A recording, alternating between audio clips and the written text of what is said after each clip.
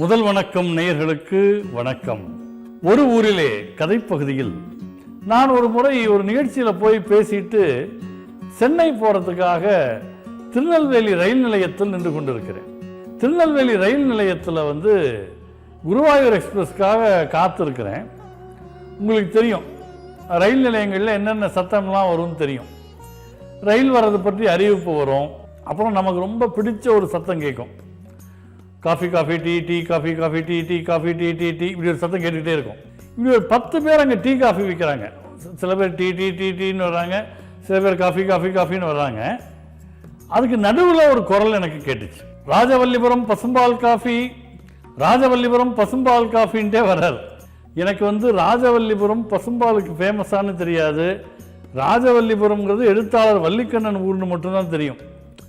ஆனால் இந்த மனிதர் சொன்ன தோரணையில் உலகத்திலேயே சிறந்த பசும்பால் காஃபி ராஜவல்லிபுரம் பசும்பால் காஃபின்னு நான் கன்வின்ஸ் ஆயிட்டேன். என்னுடைய ரயில் வந்ததும் என் பெட்டியில் ஏறிவிட்டு அவரை நான் கூப்பிட்டேன். பார்த்தா எல்லாரும் அவரே கூப்பிடுறாங்க. அவரு கையில் 2 பெரிய கேன் வச்சிருக்காரு. ஒரு கேன்ல காஃபி இருக்கு, இன்னொன்னுல பசும்பால்னு எழுதி ஒட்டி இருக்கிறார். இப்போ குழந்தைகளோட வரக்கூடிய தாய்மார்கள் ஃபீடிங் பாட்டிலை கொடுத்து அவர்கிட்ட பால் வாங்கிக்கிறாங்க. காஃபி பிரியர்கள் காஃபி வாங்குறாங்க, பாலும் வியாபாரம் ஆகுது.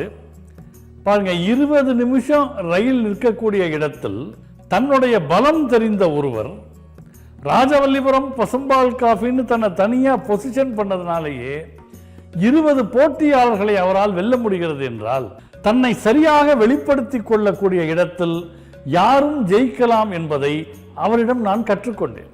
எந்த இடத்திலும் தான் யார் என்பதை நம்பிக்கையோடு வெளிப்படுத்துவதும், தன்னுடைய தனித்திறமையை மிக அருமையாக தொழில் வழியாகவோ மொழி வழியாகவோ பிறர் உணரச் செய்வதும் வெற்றிக்கான சூத்திரங்கள் என்பதை எளிய மனிதர்களிலிருந்து புலவர்கள் வரை பலரும் நமக்கு புரிய வைத்திருக்கிறார்.